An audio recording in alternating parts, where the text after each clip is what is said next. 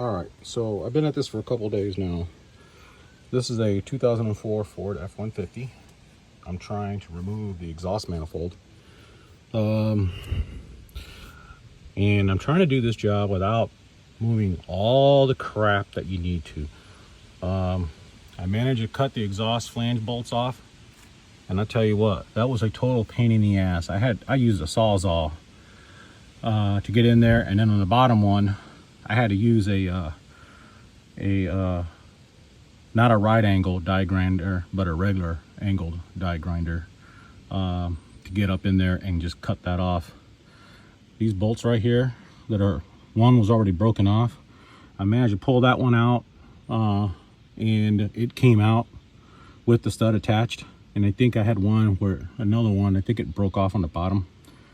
But either way, if you plan to do this job, get ready to do a lot of cussing and making up new words that you never thought you'd make up before, and might want to rethink buying a Ford.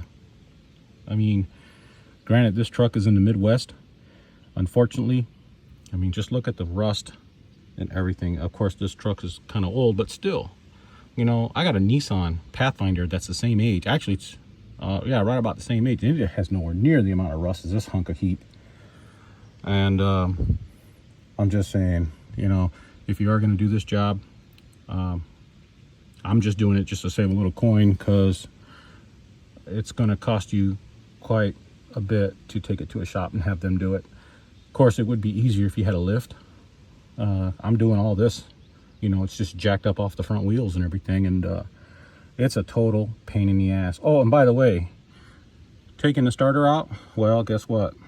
The stud for the starter wire broke while I was taking it apart. It's an original starter, so now I'm out of starter. So literally, be prepared to break more shit while you're trying to fix the broken shit. So be prepared for that. If you live in the Midwest and you have to deal with all this bullshit, this rust and everything that happens here, I mean, sometimes people, that's probably why people just sell their vehicle after it reaches a certain age. They don't have to deal with it.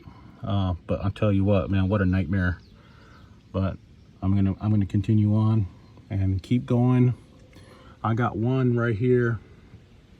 I actually had to saw that little stud right there off. I'm in the middle of it with this guy right here by hand, because there is nothing that I got that'll fit in there.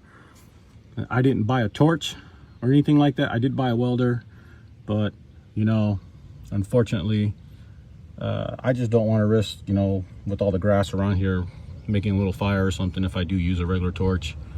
But I mean, it is what it is. You know, like I said, if you be prepared to do this on your own, get ready to spend a lot of pain and time to take it apart. I promise you that, because this has been nothing but a freaking nightmare.